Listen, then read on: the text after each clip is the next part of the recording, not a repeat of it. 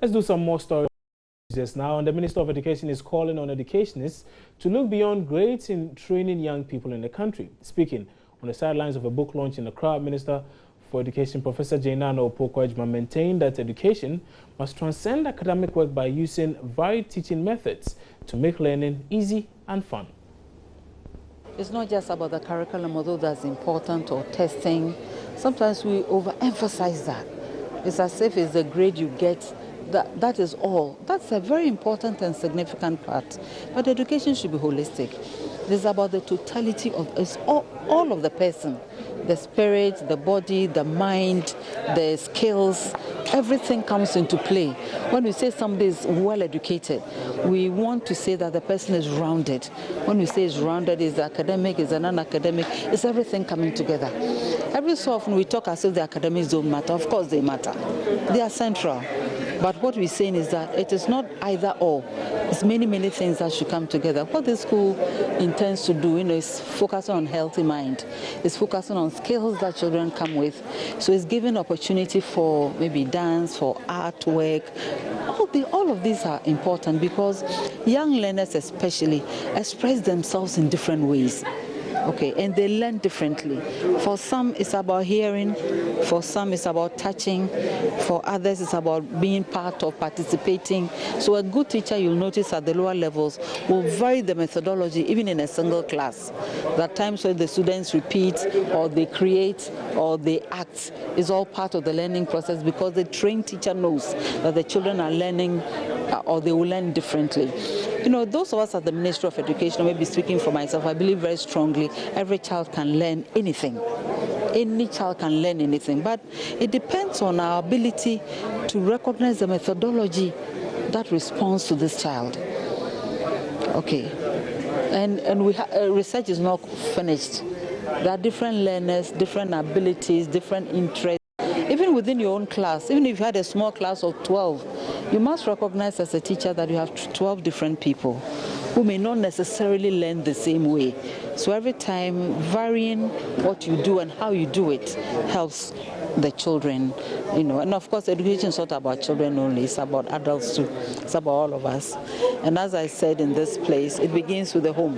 The first 5 years are critical. They are really, really crucial. When you make children feel loved and wanted, I think, you make their learning very easy if you let them feel appreciated, if what they say is important. Even when you disagree, find ways of disagreeing, not just shutting them down and letting them feel what they've said is worthless. When you do that, you dim their self-confidence. And confidence is also a very important part of learning and of being.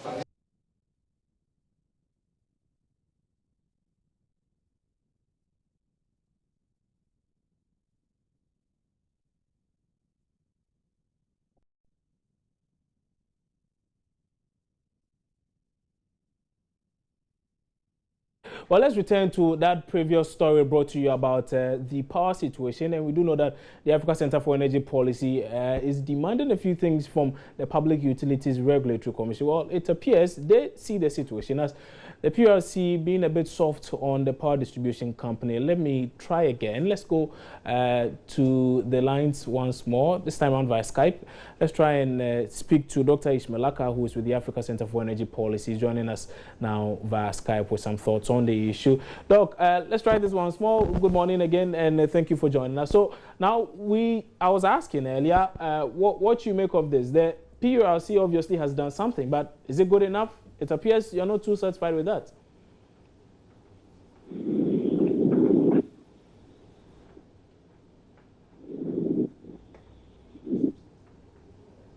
Okay, well, so we still really can't hear Dr. Aka there. We still cannot hear him, but let's still stay with the issues of power, because we do know that the flag bearer, that's the 2012 flag bearer of the Progressive People's Party, Dr. Papa Kwesi Indom, has been bringing to us, he has been also reacting to this very issue. He's been speaking on the hardships quite a number of Ghanaians have been going through as far as this overbilling issue is concerned, and he has been speaking on it. He's just come out with a statement which my colleague Fred Smith will be reading to us in a bit. He's also joining me now in studio with details of that very statement. Fred, Quite a number of people seem to be worried about this power situation. I do know. And the president is assuring all that something is going to be done about it in the shortest possible time. I mean, what is the flag bearer of the PPP saying? Well, Dr. Papa Kwesi Ndom, he's not in the country at the moment. He's in Chicago, but monitoring closely what's happening in Ghana, and feels that the comments coming out of the of Parliament yesterday and also from ECJ itself concerning the billing issues.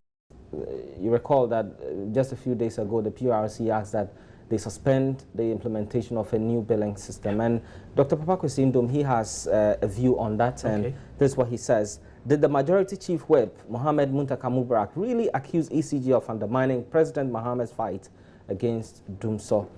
So what do these people take Ghanaians for? Was it not President Mahama who stood in Parliament in front of the Majority Chief Whip and promised that he would fix the Dumso problem? And did the same President Mahama not go back to Parliament in the presence of his same Majority Chief Whip and declare victory against Dumso?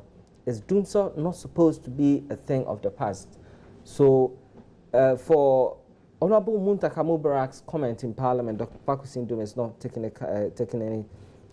it kindly at all. And he says, I have counseled the current administration not to be in a hurry to declare victory over Dumso. I have asked President Mahama and his people to be patient enough to understand the full scope of the power crisis, from generation to transmission to distribution to billing and collection of power supplied. Many of them doubted my sincerity in giving this advice, and was this same Majority Chief Whip not one of the MPs who jubilated when the president declared that the power generation problem was over? He and others did not listen when some of us cautioned them and asked them not to consider generation to be 100% of the power problems. So he thinks that distribution is another one, and you're collecting your money after the distribution is also another. But he's a businessman, so listen to the view that he shares in relation to that. He says, they wanted a political solution, so they got one, an expensive generation solution, and now they realize there's a billing and collection problem. Instead of sitting down to understand this problem, this MP is playing a dangerous blame game with the ECG. When the business people complained about the doubling and tripling of power bills, these politicians cried foul and were not sympathetic. So when did this MP realize that there are some ECG power distribution, billing and collection problems to solve? Is it because we are in an election year?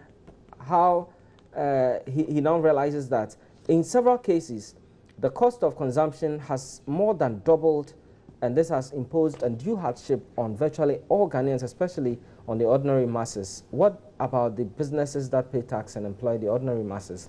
This administration must stop playing politics with the power crisis, and we should ask when government will pay what it owes to ECG, give it a breathing room to apply good management methods and systems. And the Power Ministry must closely monitor and supervise the sector very well. No cheap political blame games here.